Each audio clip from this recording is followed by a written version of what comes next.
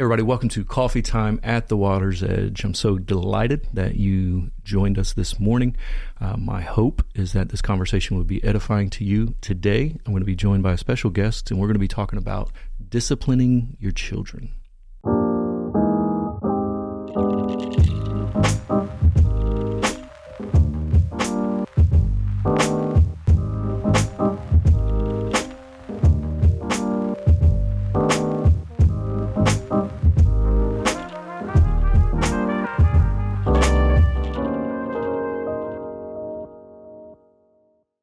Hey everybody, welcome again to Coffee Time at the Water's Edge. It looks a little different on the set today because we have a special guest with us, our very own Kathleen Riccio, hostess of Tea Time at the Water's Edge. Yes. How you doing, Kathleen? I'm doing good. I'm excited to sit down with you. We are without our planned third person, and that was our children's ministry director. Given this topic, we wanted Katie Lynn to weigh in on this. Mm-hmm. She's not feeling well. Prayers to her. Prayers for her. Today, we're going to be talking about disciplining your children, but before that, just real quick, introduce our coffee. This is a repeat, one of our favorite local roasters, Fathom Coffee. It's the Tanzanian that we've been drinking on a couple of episodes. Cheers, mate.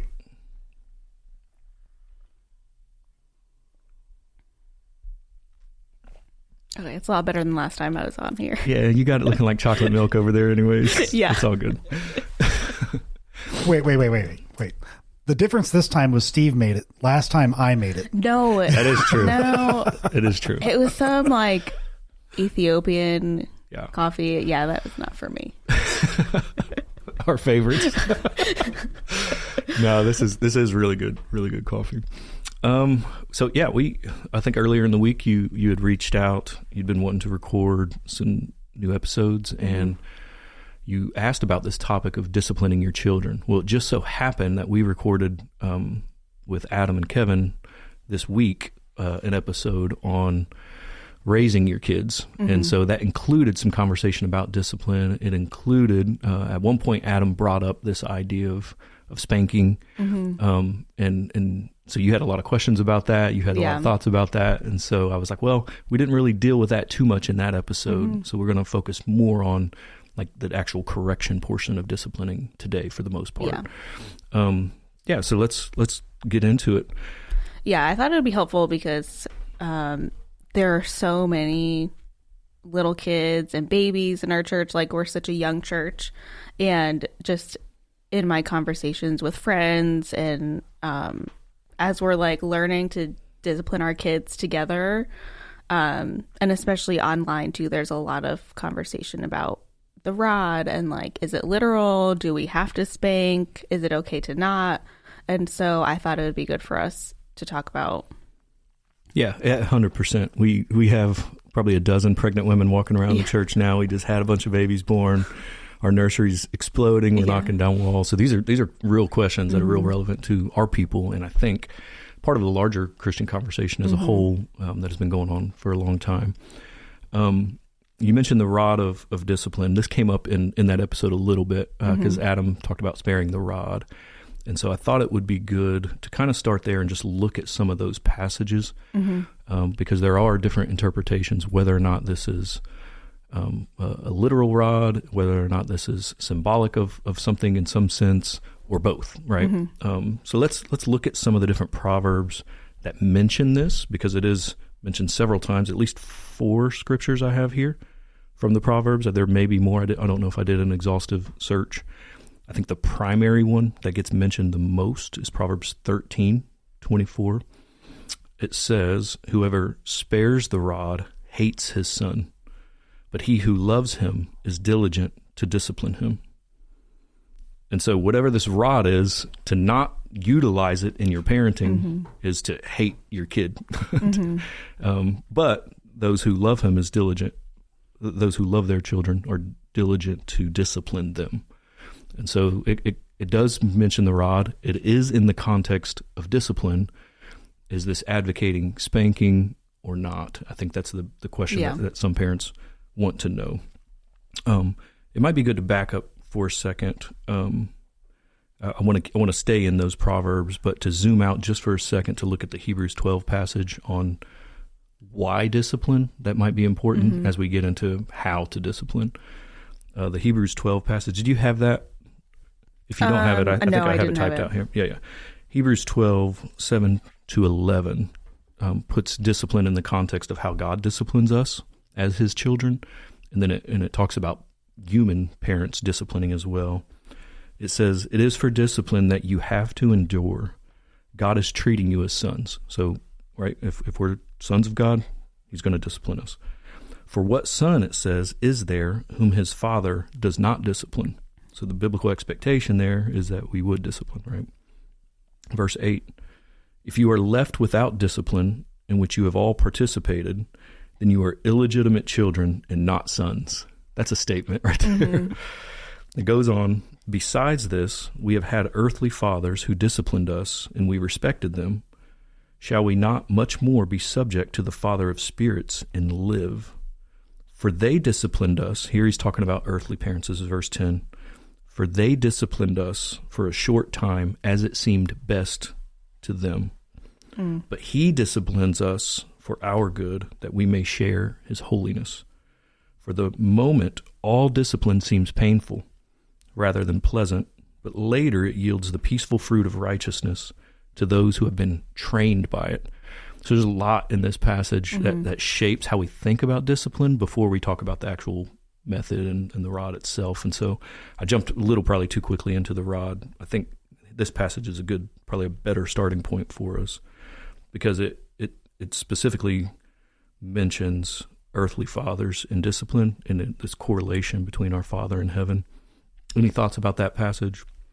That part about how no discipline is pleasant at the time, I think that's something I have to remind myself sometimes as a parent, is like whether you choose to spank or not and whether you do it the right way, like it's not pleasant, it's not enjoyable for anybody, but it will yield fruit when you do it right. And of course, like not doing it in anger, and we can talk about all that stuff later with the more practical things. But I think just reminding yourself, like, it's not enjoyable in the moment, and it's going to be for hard. Anybody. Yeah. Right. That's for the parent. Yeah. And for the person receiving the discipline. Nobody enjoys this. Yeah. But your point is it yields fruit, and that's what the verse says. But that last part's important to those who've been trained by it. So discipline is for the purpose of training in righteousness, training our kids to discern what's right and what's wrong, and knowing that there are consequences for our action. That's a very valuable lesson for anybody to learn, right? Especially children. But it also says if you're left without discipline, you're illegitimate children and not sons. That sounds crazy, like on the surface, but the point is, if God doesn't discipline us, then he's not really our father, which means the biblical expectation is that our fathers do discipline us, that our parents do raise us up the right way. There's a verse that Katie Lynn actually sent us when we were talking about this, and it does kind of... Yeah, it's perfect. It goes right back to the Proverbs. Proverbs 29, what does it say? 15. The rod and reproof give wisdom, but a child left to himself brings shame to his mother. And it's kind of the same idea of like, if you just leave them to their own devices, like that's actually unloving to them. Yeah. A child left to himself brings shame. But it mentions there, that's an interesting one, because that's another one that I have under the rod passages. The rod and reproof give wisdom. So the rod, it doesn't seem to be the same thing as just reproof there. So it does appear that there's something nuanced with what this rod is, and very likely could mean a gentle, blow, if you will. Some sort of physical reprimand. Reprimand's hard. I'm trying to be really careful with how I choose words, because we don't want to think of it as punishment. Yeah. Like it is love. And so we have to think of our discipline as corrective love. It's remedial in nature, not penal in nature. And I think that's a really important point for parents to recognize.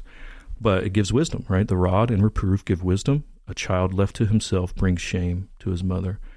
You couple that with what it says in Proverbs 22:15. This is another one of the rod passages. Proverbs 22:15 says folly. that's foolishness, right, is bound up in the heart of a child, but the rod of discipline drives it far from him. Yep. And so, man, it's like we are sinful creatures. Yeah. Children are born with a bent towards disobedience. If you've been a parent for 5 minutes, you know that, right? And so this folly is bound up in their hearts. And our job as parents is to drive that from them, to raise them up in such a way where we're helping them not be foolish, not be full of folly. And that's what the Proverbs are all about as in the whole, right? All 30 of them, 31. It's moving towards wisdom versus folly. And the foolish person doesn't receive instruction. They don't receive correction, but the wise person does. And so for us to train our children in that way, to receive instruction, to receive correction, and to later appreciate that, as the Hebrews would say, that we thank them for it later because it yields something, and we're trained by it, we become better people as a result of proper discipline, loving discipline. Now, we know there's abuse, and we can, at some point, we can talk about that, but we're just looking at the scripture here of what the Bible says, what kind of wisdom the Bible would give us as parents to, share with our kids. Anything on those three? So I mentioned the Proverbs 13:24. Whoever spares the rod hates his child. He who loves him is diligent to discipline. You mentioned Proverbs 29:15. The rod and reproof give wisdom, but a child left to himself brings shame to his mother. I just read Proverbs 22:15. Folly is bound up in the heart of a child, but the rod of discipline drives it far from him.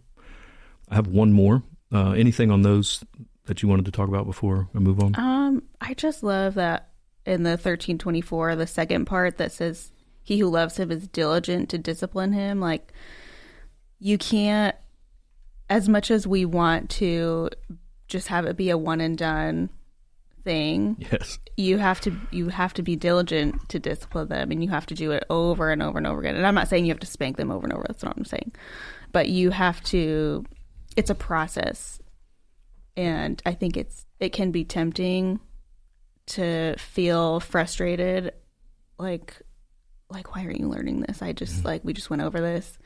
And also I think it's important to, and we could talk about ways to not use spanking.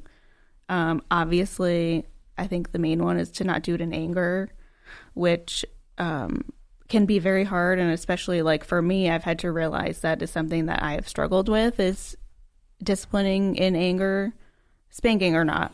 But and I think it took me a little while to realize that, because I think I have a tendency to take any kind of disobedience as how dare you disrespect me kind of thing. It's very easy to feel that way. And this was probably a year ago, so Penny was 2.5, and I had been in this pattern of just talking down to her, not being patient, just with my tone. And I had spanked her a couple of times in frustration, and I think that was communicated to her. And so there was one day she was going to touch the vacuum, which I have it's a chargeable one, so I have to lean it against the wall, and I didn't want it to fall on her. And so I was gonna say oh, just Penny, be careful. And I think the way that I said it, she jumped back and looked at me like she was scared that I was gonna yell at her or something. And for whatever reason in that moment, I was well, she's scared of me, not in. And I understand you want your kids in a way to have a healthy fear of authority. But I was that's not right. I don't want to communicate that to her, that she feels like she has to walk on eggshells around me, because I think that's important. You don't want to teach your kids to just avoid making you angry. They might learn to modify their behavior that way, but that's not teaching them that they're sinful, that there's to love what is good. Yeah, to choose right from wrong. They're just learning, oh, I just need to not make you angry, and then we're good. No, that's an important thing, and I think it's a good place to just kind of on a human level just recognize our shortcomings with this. We're not always going to do this perfectly. There's certainly been times we did spank our kids when they were little. There's certainly been times where I apologize to my kids. You know, I did that a little more out of frustration with you. Yeah. And this is not why we discipline, and explain to them why we discipline. And if you think about the purpose, you know, I said it's remedial. Discipline comes in different forms. Certainly it's not just spanking. Teaching itself is a form of discipline. It's a formative form of discipline, right? So, and you think about that. I think about that with the preaching of the church. When I preach, that's a formative discipline of the church. Corrective discipline is where we have to hold people accountable. And so I think the Proverbs support that, both formative discipline in acquiring wisdom and corrective discipline. Okay. And that correction can come in different forms. It talks about how in that Hebrews passage, you know, earthly parents discipline for a short time as it seems best to us. And I think there's something to that. Like we do have to acknowledge there are certain methods and certain ways that kids respond to better. And if we're sensitive to that, what seems best, that doesn't mean we just imply all worldly wisdom here. We're looking at how do we get the best yield for our corrective discipline. And for one of my children, that was having just go sit upstairs for a minute. I'll come up and talk to you, and we're going to talk about why what you did was wrong. And that was plenty, you know, and it was totally effective. The other child, a little different. Yeah. And so the kids, they respond differently. Yeah. And so we do have to use some discernment, use some wisdom in there. But to think about discipline as both formative in the way we teach them and corrective in the way we, you know, reprove them. And so I think that's helpful because I think when people hear the word discipline, they think that's the same thing as punishment all the time. Yeah. And so, I think that's helpful to have those two different categories, because I think sometimes it's like, I don't know, as a Christian, at least I know I felt this way of like, does this warrant a spanking, or is it okay to not? And I think like these verses are good, but I think it is hard sometimes to read them and just feel like, do I have to? But I think the have to is you have to discipline them. Right. If you're not, you're really not functioning as their parent. Yeah. I think that's a good distinction. Yeah. That's the Hebrews piece, right? Yeah. Of like, if God doesn't discipline us, then are we really his kids? Yeah. Because then he says, it actually says, no, you're illegitimate children and not sons if you're not disciplined. And so the expectation is that's the relationship of parent to child is we discipline them, which comes in those forms, teaching and correction. Okay. And I think that's it is a really good nuanced point, because we do often associate discipline in a negative light, when in reality, like we talk about the spiritual disciplines and we don't have that same thing. These are things that shape us. Discipline is things that are meant to shape us.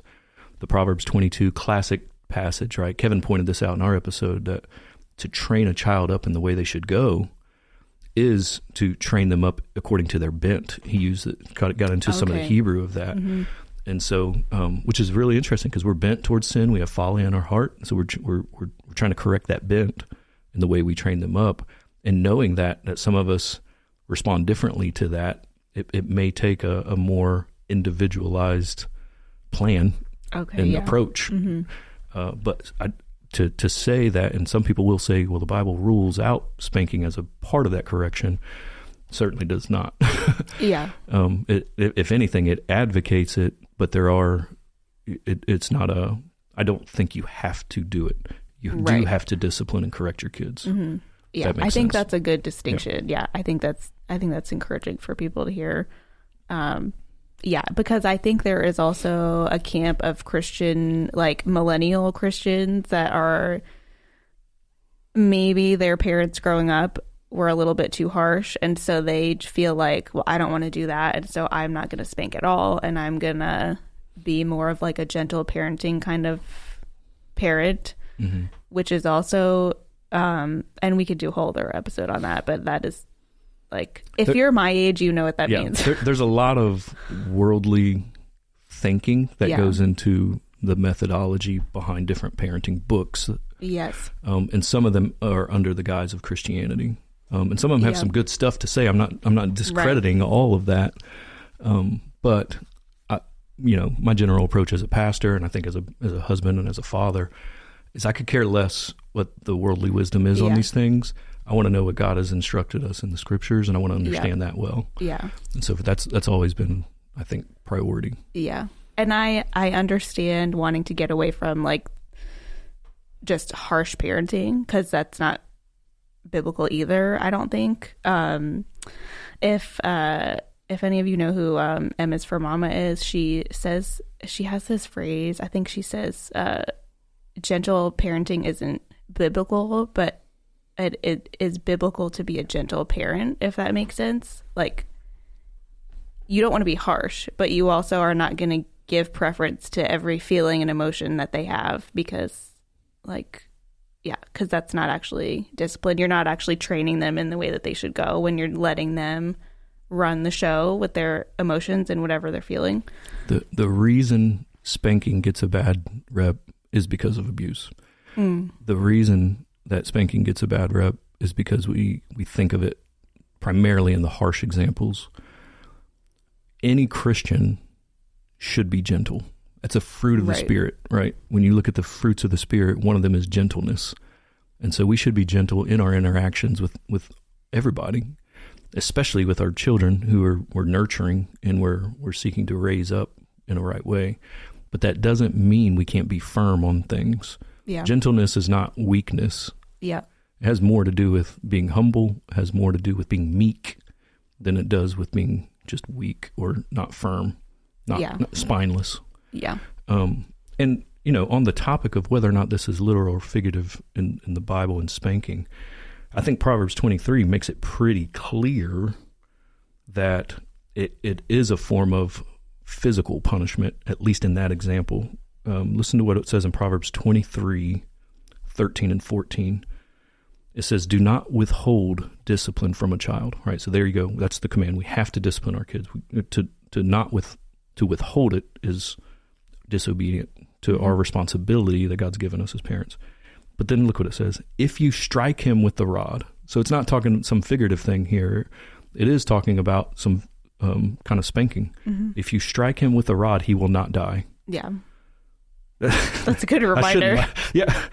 I know. You have to tell yourself that sometimes. If you strike him with the rod, you will save his soul from Sheol. Mm-hmm.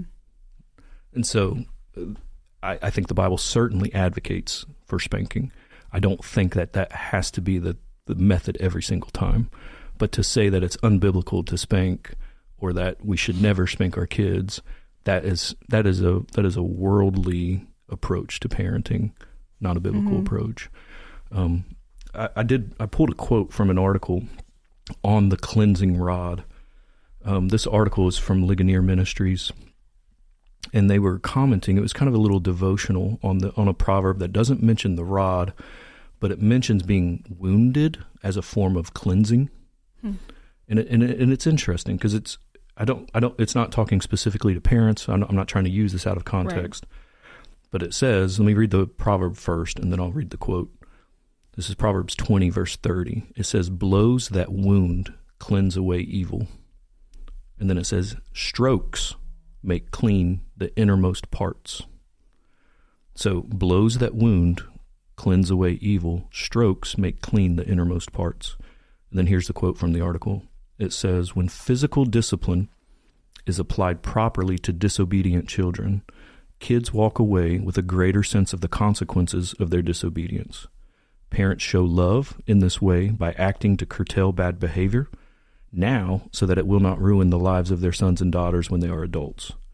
In fact, as today's passage indicates, that you're talking about the Proverbs 20:30, physical discipline is able not only to put a check on outward misbehavior, but also, at least on occasion, to be an instrument for inward change, because it mentions strokes make clean the innermost parts. Now, I think that's talking about that proverb is talking about suffering in general, how God can use suffering to shape us and to change us from within. But it's certainly interesting when we think about it in that context of just pain being inflicted in some measure as a way of cleansing and driving out evil. Yeah, I find that pretty fascinating. Yeah, it kind of reminds me of just if you just think about like Genesis 3 and like how all of that played out, like that is so just how Adam and Eve, they disobey God, and then God kicks them out of the garden because he gave a clear command: you can eat any other fruit except on this tree, which is like, if you're a parent, like you have said almost those exact words. And, in some way, yeah. Yeah, like even so it's springtime, and so my strawberry plants and my blueberry bush are blooming, and so I have to tell the girls, like, you can pick any other flowers except these ones because then they will not grow fruit. And so I literally said this like yesterday. And so they disobey, and then God has to separate them. Like I think you have to follow that same pattern. But he also provides a covering for them for their nakedness. Like he still gives them a way of redemption. Like he shows them the way out. Mm-hmm. And so I think that's, like, for me, that's a really good pattern to follow. And just a reminder that sin in the Bible over and over again, it causes separation and pain and ultimately death, which we want to, like all those verses are saying, like we want to save our children from that, or at least show them that there is a way out. Mm-hmm. Yeah, we have to be consistent with our word. God disciplines those he loves. That's what the Hebrews passage says. You'd mentioned latching onto that word diligent earlier, and it's like, yeah, we have to be really consistent with this stuff. Mm-hmm. Because it's not, we can't just tell our kids one time what's right and just assume that they're going to get that always. So this diligence, this persistence, all of that is significant. So what are things that I kind of wanted to go over, like just basic standards that all Christian parents should hold to with discipline, whether you choose to spank or not, whatever method you use? Because I think that can get kind of messy too. It's like, what am I supposed to do? You know, and I think without wanting to like go to the world for their advice, we have to go to the Bible. Mm-hmm. And so one of the verses that we kind of talked about not disciplining in anger, but another one that I really like is Colossians 3:21, where it says, "Fathers, do not provoke your children lest they become discouraged." And in the verse before that is saying that children have to obey their parents. And so it does, like, they have a responsibility too that we need to teach them, but it's also commanding us to not provoke our children. Yeah. So it means the way we discipline matters. Yeah. We should not discipline in a way that just brings discouragement all the time to our kids. Mm-hmm. If we're constantly berating them, our tone matters, all of that, everything you were talking about earlier that you recognized in yourself. Yeah. Every parent's went through that. And so so we don't want to parent in such a way that discourages them. And that's given specifically to fathers, because I think men can particularly be prone to be more harsh sometimes and be more discouraging with our words even. The parallel passage to that is Ephesians 6, which also says, children, this is 6, 1 through 4, children, obey your parents in the Lord, for this is right. Honor your father and mother. This is the first commandment with a promise that it may go well with you and you may live long in the land. Fathers, do not provoke your children to anger, but bring them up in the discipline and instruction of the Lord. And I think that's the general trajectory, is if the goal is to bring them up in the discipline and instruction of the Lord, how can we best do that with the Holy Spirit in us, bearing the fruits of the Spirit, love, joy, peace, patience, kindness, goodness, gentleness, faithfulness, self-control? All of that matters in our parenting. It's not just life in general, like it really is applicable with parenting. Yeah. To bring our kids up in the discipline and instruction in a way that doesn't move them to anger and doesn't discourage them. Or I like one of the translations use exacerbate. Right? Yeah. We don't want to exacerbate our kids. Yeah. And I think, as a parent, like once you know their personality, you can tell when you're starting to do that, like when you're pushing that line. And I think what you said earlier, like apologizing to them is so powerful, even though it's so hard. Like for me, the temptation for me is like, if I apologize, it's going to they're not going to take me seriously. They're not going to respect me. Like I need but that's not true. I think it's the opposite. Yeah. I think Yeah. it is the opposite, because Yeah. here's the thing. We want to model the Christian life. One of Yep. the best gifts we can give our kids is by being authentic Christians ourselves. Yeah. So the way Lisa and I interact with one another, our marriage, that communicates volumes to our kids. And the way that we live out our faith in front of them matters. And what we don't want to communicate to them is that mom and dad are perfect, because we know that's far from the Yeah. truth. Mm-hmm. And I think that is a way to make them discouraged, like as they get older, and they're like, you never, and they start to actually notice, like, when you mess up, and they're like, you never apologize, like, and you're saying you're a Christian and you act like you're perfect, like that is one way that you could discourage them, I think. Yeah. And so we can't model perfection for them. We can model repentance for them. Yeah. And when we mess up, to confess that. I've done that so many times to my kids. Yeah. And it is humbling to do it. But it's like, man, you know what? I want to show them that, here's dad. Everybody knows I'm a Christian. I'm very much out in front. I'm a pastor. They're pastors' kids, so they feel even extra pressure to be perfect and to feel like they can't mess up. And which we've just tried to protect them from all that. Like, no, we're humans. I'm not perfect. Mm-hmm. And when I do mess up, to show them that, and to acknowledge that, to confess that, to ask for their forgiveness, and to pray with them as I confess my sins to the Lord.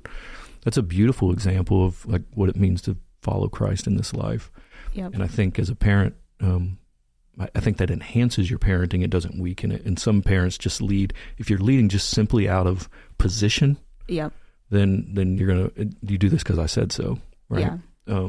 And I don't know. That's certainly not the approach that we've taken. Yeah, yeah. And I think it's hard when they did, like, let's say they did disobey or they did do something wrong, but the way that you responded was not correct, even though they also were in the wrong. I think something that I've done is, instead of saying, I'm sorry I yelled at you, but you shouldn't have done that, to flip it around and say, like, you disobeyed, you shouldn't have done that, but I shouldn't have responded the way that I did. Yeah. So that they don't feel like it's all on them. Well, and that teaches them to think about why they did what they did when you model that, because then it's communicating to your kids, I responded incorrectly because I felt provoked by your disobedience. So what you did was wrong, and you need to know that, but the way I responded to that was also wrong. Yep. And so there are consequences. Like, we do provoke things in other people, and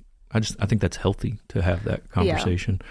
And I think then it points them to God too, because you don't want to be their, well, you shouldn't want to be their savior. You should be able to point them to God, because then you can say, like, I need God's forgiveness too. We both, like, at the end of the day, you're both sinners. You're both in need of a savior. I had the most profound conversation with Malachi when he was 4 years old on this topic. He had gotten in trouble this particular day, and I think we sent him upstairs. Their room was upstairs at the time. We were still in Ohio, and talked through it with him a little bit. And it was later that evening when I sat down by his bed to pray with him at night. He was like, Dad, if Jesus takes away our sin, why do I keep getting in trouble? Oh. And it's so sad. It's such a good question. Yeah. Because it acknowledges, like, our redemption's not complete yet. Yeah. Like we can be forgiven and in this life redeemed, born again within, and yet Romans 7 is like, I still find myself doing the things I don't want to do. Mm-hmm.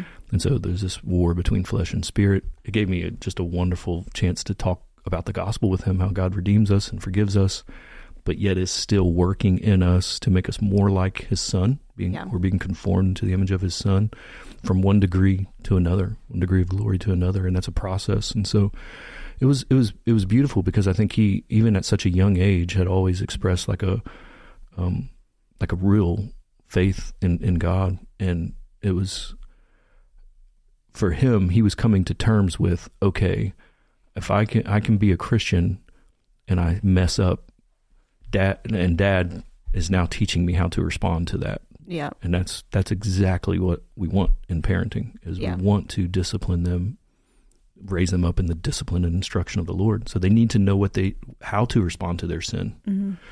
Because that matters so much. If we say we have no sin, we deceive ourselves and the truth is not in us. So we need to teach our kids how to respond to sin. Yeah. When they personally sin. And I think a great way for us to do that is when we sin, to model that for them. Yeah. So important. Yeah. I was listening to something on John Piper's podcast, Ask Pastor John, about the verse about to not provoke your children. And he kind of gave like a list of like questions to ask yourself.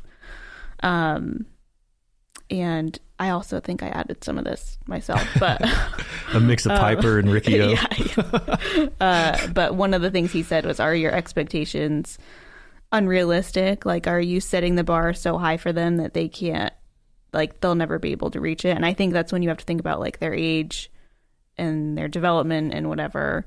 And also something that I was thinking about last night, just like a practical thing for younger kids. An example would be like, if you do not expect them to like sit at the table for meals at home, but then when you take them out and they're not sitting and you're getting angry at them, like it's their fault, but you actually are not teaching them to do that. Yeah. Especially in an environment where they're overstimulated, all kinds of stuff's going on. Yeah. And so I think for me, like, that's helpful. Like if you want them to act a certain way when they're not at home, you need to teach them that while you are at home. And like, of course, everybody's a little more relaxed when you're in your own house. But I think that just being like unpredictable to them with your expectations, I think that's one way that you can make them frustrated. And then, of course, just not responding in anger or frustration or like, what's wrong with you? Just the way that you speak to them. And then do you celebrate with them when they do choose to do the right thing? Because I think that can be discouraging for them if they never get recognized of like, wow, like you did such a good job. That was so good. Like, thank you for doing that. And you don't want the bulk of your conversations with your kids to be corrective. Yeah. No, that's good. It's a good thought.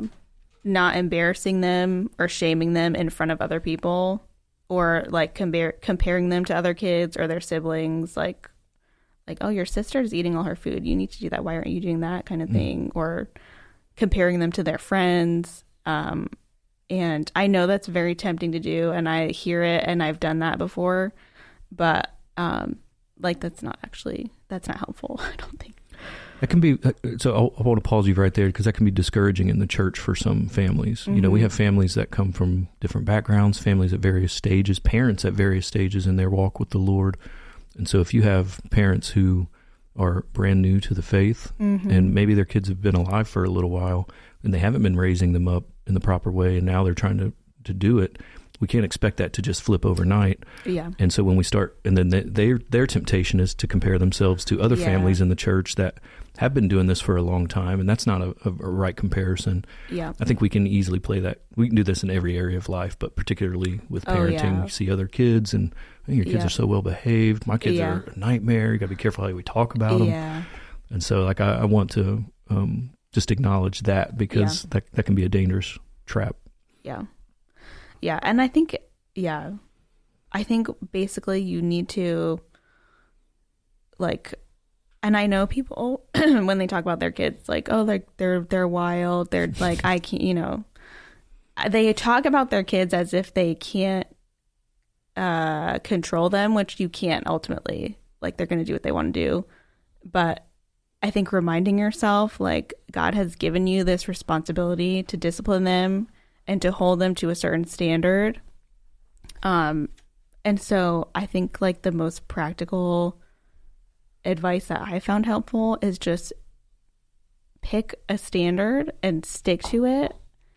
And even if it's inconvenient, even if you have to stop what you're doing, like you have to hold them to a certain standard. Or if you say you're going to do something, then do it and follow through, because if you don't, then they will be out of control, and then you really like it says in Proverbs, a child left to himself brings shame to his mother.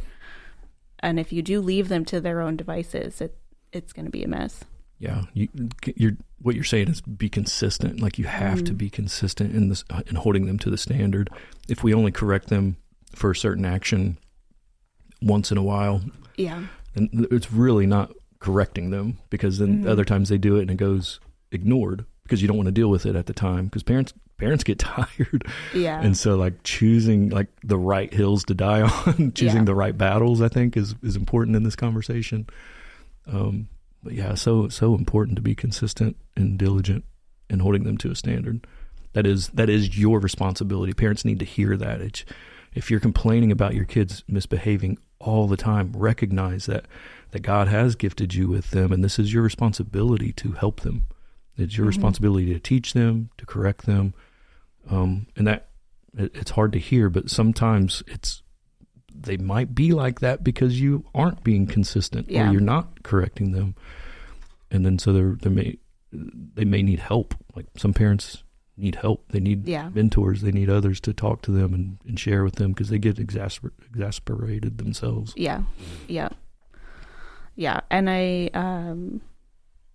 I think we've talked about this on, if you go back and listen to like the toddler episodes, I think I had mentioned an author. Her name is Abby Wedgeworth, but I love her stuff so much. Like her books, her like kids books have made me cry because she does such a good job of like connecting, like hitting or things that little kids do to heart Matters issues. Of the heart. But and then like through the books, she takes you through like how Jesus was a child, but Jesus was like the only perfect one, and he died for you, and like you can ask the Holy Spirit for help, and you can pray for forgiveness. Like she like lays it out so well. So if you look her up, she has some really amazing books. But there's a line in one of the books, she has a book for each like body part. So she has like hands, feet, eyes. But in the hands book, there's a line that says, "But God knew we would not use our hands like we should, so he sent his son Jesus, who did only good." And I don't know why, I just love that page. Because like you were saying with Malachi, when they start to realize like there's something wrong with me, like there's a problem here. Yeah. Sin's real. You can point them to Jesus. And I think that is like the heart of whatever method you choose. Like that is the heart that you have to get to, and to remind them that the gospel is applicable to them even as a child. And something that Abby Wedgeworth talks about too is to remind yourself that like Jesus was a child too. Like he went through all those developmental stages. And I think we talk so much about Jesus as a baby and as a man, but we don't really think about him as a child. And the Bible doesn't talk a lot about it anyway. A lot of data, But I think that can be helpful too. It's like he also sympathizes with their weaknesses. Like he knows their heart more than we do. Yeah, that's a good thought. I love that. I wanted to maybe start wrapping up a little bit here. One of the questions, I don't know if we answered it, was about the literal or figurative with the rod. I did mention that one Proverbs talks about striking with the rod, so it does seem like there's some sort of blow being delivered. I hate using that word. Some sort of physical touch. Yeah. But I think I do think it's metaphorical in the sense that it represents something. The rod does represent something. It represents authority. And when you talk about the scepter, the rod that is a scepter, leadership, I think it also represents correction and discipline. And so when you look at the primary use of this word,